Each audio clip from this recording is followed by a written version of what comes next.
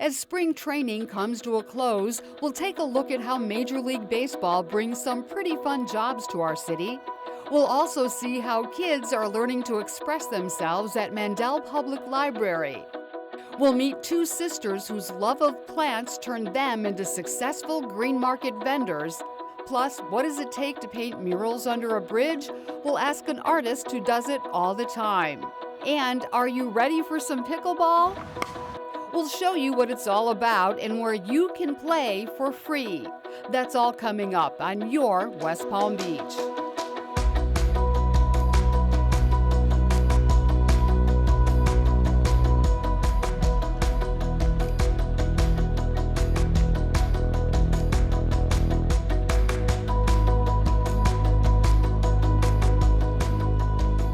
This is your West Palm Beach.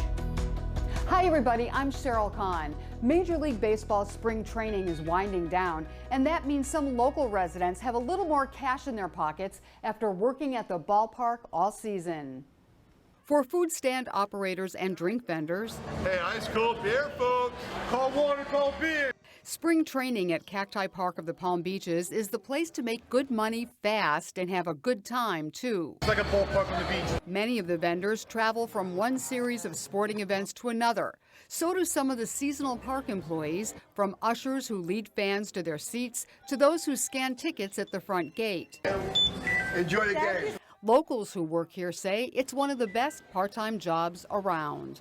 Another day in paradise. How can you miss this? 73-year-old Robert Gullen is a retiree who's spending spring training as a security guard, picking up some extra cash for an upcoming vacation.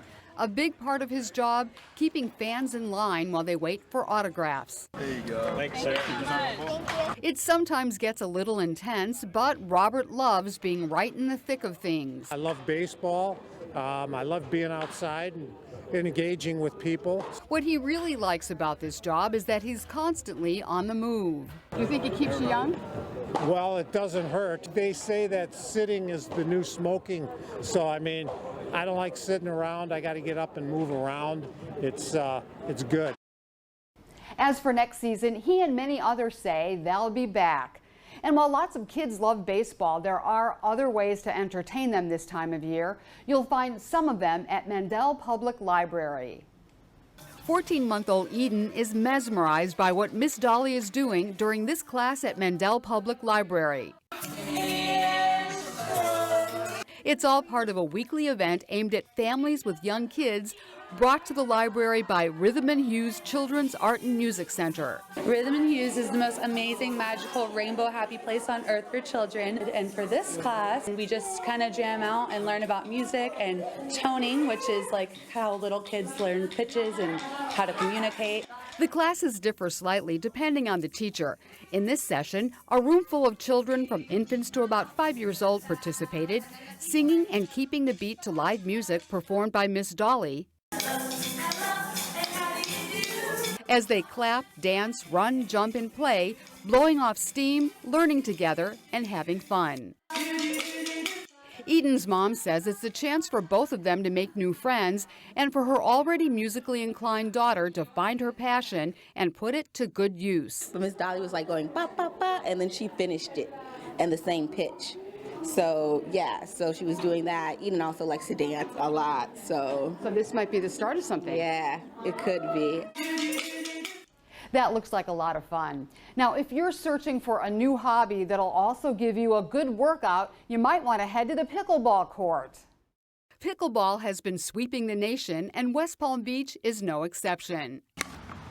At Howard Park's pickleball courts, players like Kathy Sems have been working on their skills and finding others who share their passion. It's very euphoric once you can just figure out how to hit the ball properly and learn the rules and things like that. You just go out and play. People are nice. Tennis players may have more experience, but there are some big differences in this sport. You use a paddle that's closer to what you might see in ping pong and plastic balls that make a distinctive sound when you hit them.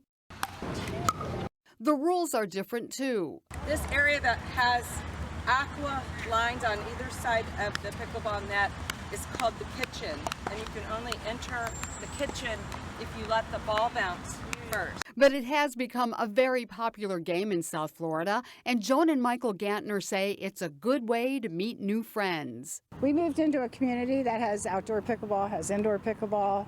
All of our friends are playing. It's fun. That's definitely worth a try. But what do you do when your hobby takes over your entire backyard? Take a look at what two gardening sisters came up with. These Port St. Lucie sisters used to garden just for fun, but now they've turned their backyard hobby and obsession into a business named after themselves, KC Nursery. Most of these plants grow from my backyard. Yeah, grow and raised by us. My husband said, Cece, you have lots of plants, you need to do something about it. So they got their business license, decided which of their plants they could part with, and started selling them. Their booth at the mini green market on the waterfront was an instant hit. Kiki and Cece grew up in Thailand, where they say they learned a lot about the healing properties of herbs and teas. Now they like to share what they've learned with their customers. Thai people eat a lot of herbs, and then we like to grow the herbs in our backyard, and that's when we're making more healthy and everything. With the help of other family members, they're able to move dozens of plants from backyard to booth with plans to expand as they go along. We will have a little bit more what we bring here. And then make sure everything is from our heart. And all this just because two sisters with green thumbs decided to share their bounty and their passion for plants with as many people as possible. You can see their booth at Green Market every Saturday morning. And right down the street on the waterfront, you'll find some really cool murals under the Royal Park Bridge. As you can imagine, painting them was no easy task. They're under the Royal Park Bridge, and they're absolutely stunning.